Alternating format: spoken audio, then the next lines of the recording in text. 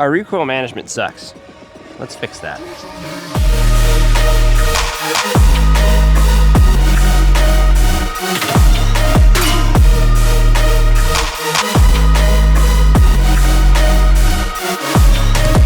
What's going on, guys? Welcome back to another episode of Shoot More. If you're new, welcome. If you've seen some of the other videos, you're not yet subscribed, go ahead and hit that button down below right now.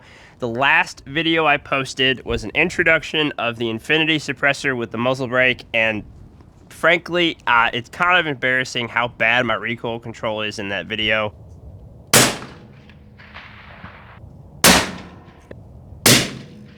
I've come to realize I've picked up a lot of bad habits in rimfire that you can get away with that really show themselves when you start getting to rifles that recoil a little bit. This is my 6.5 Creedmoor. It's my PRS rifle. It's not light, but still it punishes me when I don't follow through with good fundamentals.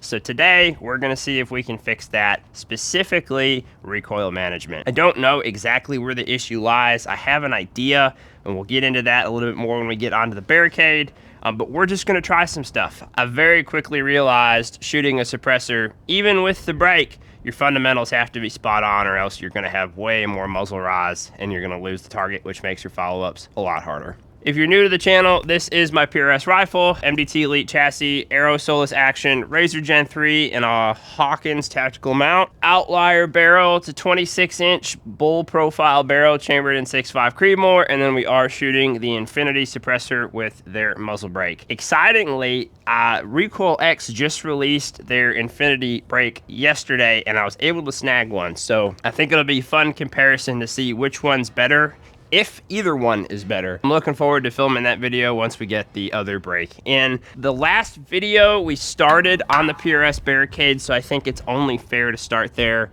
and see if we can start to diagnose some of our recoil management problems. So as seems to be the case anytime I've tried to record out here recently, it's very windy today.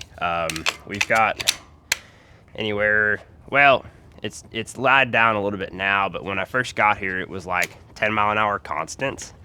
So it's been interesting. We are shooting a new load today. These are 130 grain ELD-Ms. I had a stockpile of these from the Howa series, and I'm just trying to burn them up. Honestly, this rifle doesn't like them very much, so I was gonna try and shoot them in a match that I've got coming up in January. I don't know that we're gonna do that anymore. I just might go buy some more SMKs. We started out last time, 400 yards, PRS Barricade, just like this. I was doing in the last video, I was leaning into the rifle. I wasn't putting any kind of rearward tension into my shoulder.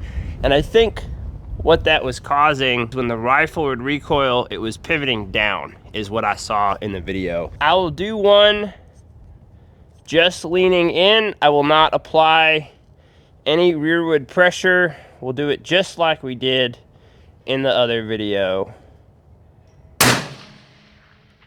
And the reticle jumped 4 mils. Okay, so let's readjust. Next round, make sure we're level, pry a little bit of rearward pressure.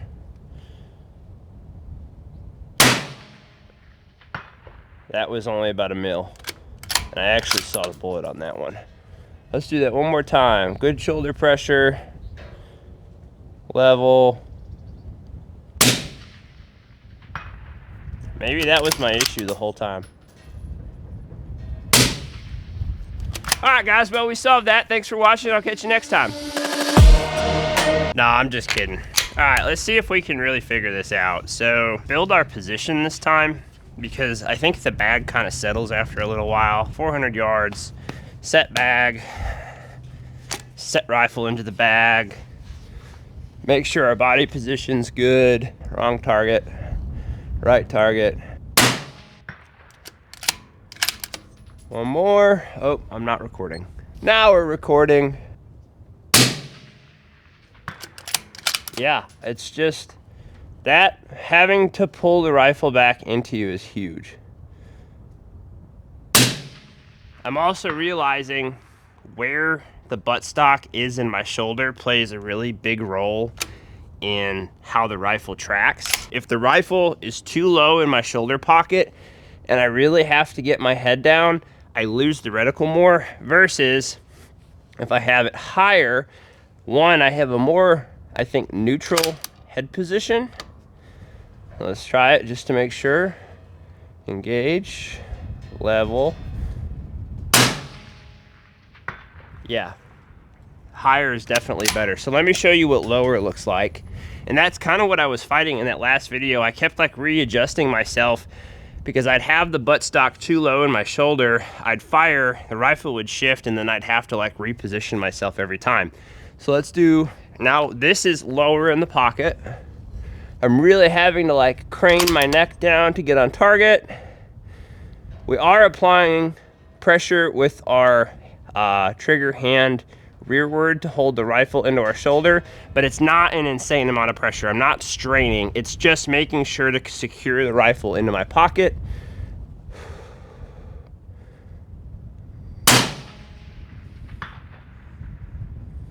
That wasn't terrible. It definitely feels better with it higher though. I've got less tension in my neck. Yeah, that feels great right there. I'm on my collarbone. I could probably fight to get the rifle over a little bit more center, and maybe that's something I need to work on. Other thing worth mentioning, I added a little bit more length to the length of pull on the rifle as well after the last video. So this is a great start. Let's go ahead and I guess run a mock stage and practice building the position, making sure that we're getting the proper height of the buttstock into our shoulder. We're applying the correct pressure both directions, and see if that translates to positions where we're not standing and able to really lock out. Because I noticed in the other video too, the reticle jumped a lot more when I was in the lower parts of the barricade. Let's go ahead and do that. All right, shooter is ready. Standby, beep, bag, in, rifle, down. Let's see, shoulder, in, two. Oh, well, it helps when you press record on your trigger cam, guys. See, this doesn't feel super stable to me, so let's figure this out. I needed to scooch forward a little bit more so I wasn't overextending myself. Impact. Impact. Was able to see both of those. Yeah, that's a lot better. That's already way better than that last video.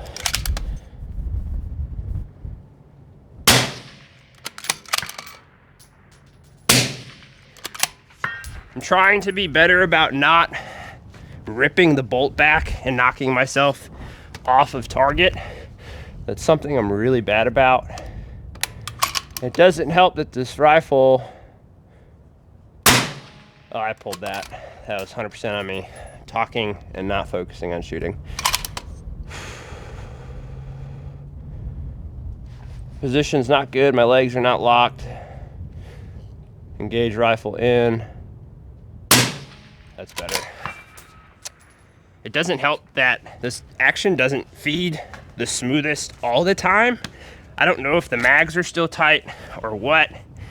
But it just gets hung up sometimes. So knee forward, let's see, our knees in line with the buttstock. Let's see if that's consistent. Pull the rifle back.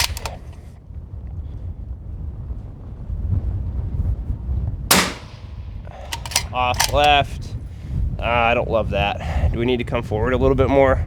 All right, let's be mindful. We have a round in the chamber here. What don't I love about this? Let's try double kneeling. I haven't double kneeled. I'm always a big double kneel guy. Always have been. Pull rifle. Off. Left. What is that wind doing? I was holding her on edge. Shit. What is that? 5/10? Okay. Nope. Bad shot? Bad shot, or it's just these loads? Yeah. Okay, well, I feel like that was a lot better, especially given that this is a 400-yard target. This is pretty close, and the reticle's settling really fast. So I was the problem. All right, let's go to a different prop. Kind of want to go shoot that Leupold Barricade and shoot that plate rack. So it's not really the point of this video, but we're playing with a new toy. It's one of those Calypso minis, and I've got it set up so it's automatically feeding wind data into the Kestrel. And it's pretty cool because you can kind of see the trends in the wind. It feeds weather data in real time to the Kestrel. Right now, we've got a 7-mile-an-hour constant, jumping to 9. Out of the 130 direction, down to 8, down to 7, so you can kind of catch trends on where the max is on the gusts, at least at shooter's location. I understand that's the biggest issue everybody has with these things, is it only shows you the wind at the shooter's location.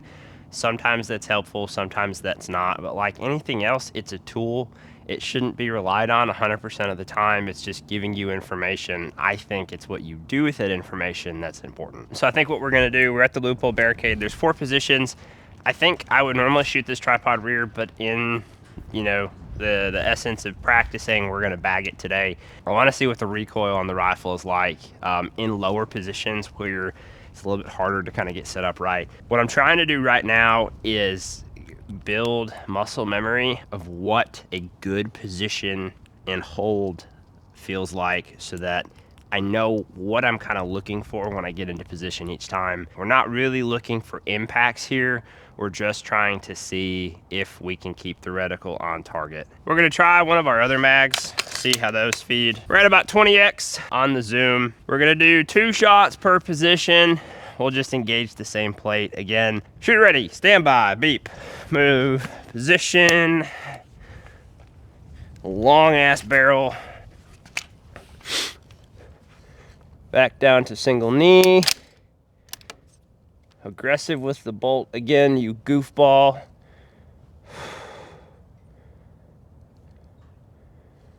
What do we want to do on a wind call?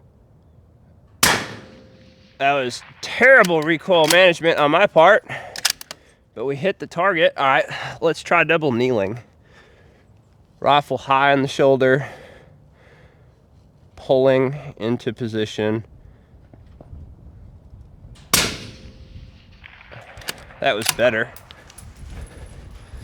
Oh, this is gonna suck. I don't even want to shoot this. You know what? Let's try it. Why not, right? Oh, this is some Rimfire shit right here. Looking at my level.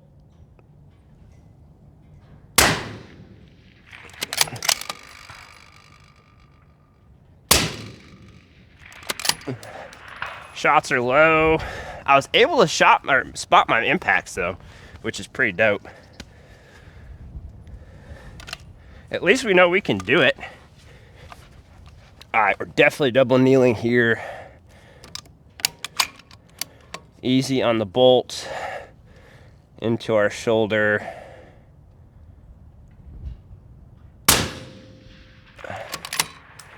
I'm putting 2 tenths in her because we're at bottom of target. That might have been too much, dropping down to only 1/10 added. I will say, the worst thing about putting the suppressor on is all the extra length coming in and out of these props. But that's just something I'm gonna have to get used to. All right, shoulder pressure, good, gun level.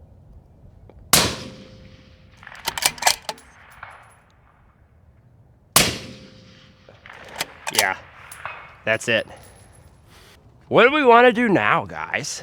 Oh, I know what I want to do. I want to shoot off of something with a curve on the top of it.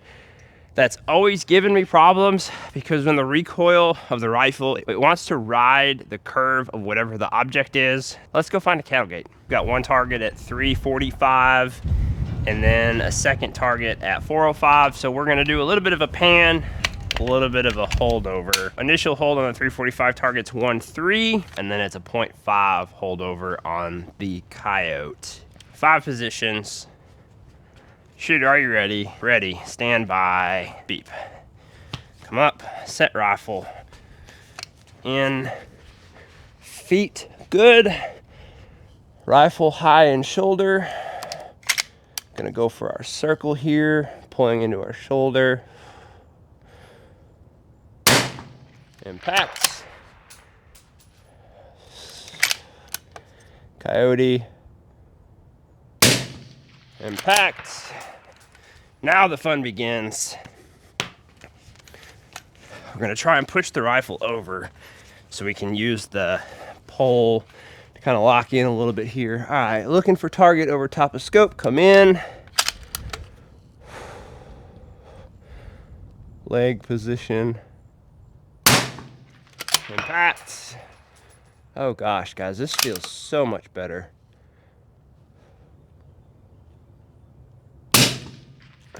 Impact. Down. Make sure the bag fill is even. Rifle in.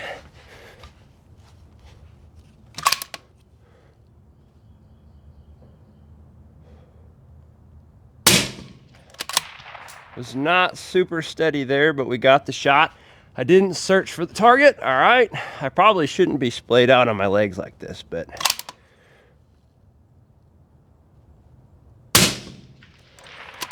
impact, rifle, gonna go down to our knees.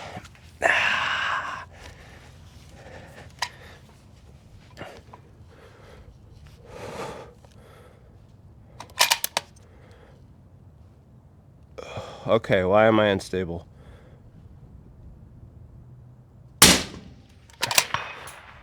Impact.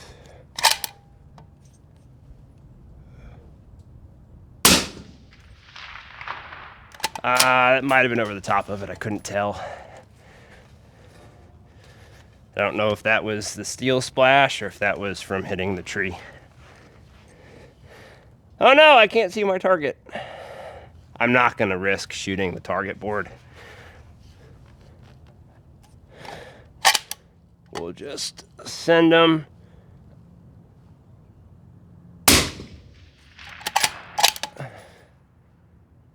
At the coyote. That was definitely a miss. All right, guys, I think that's where we're gonna call it. I feel a lot better. I think we did the Infinity justice today.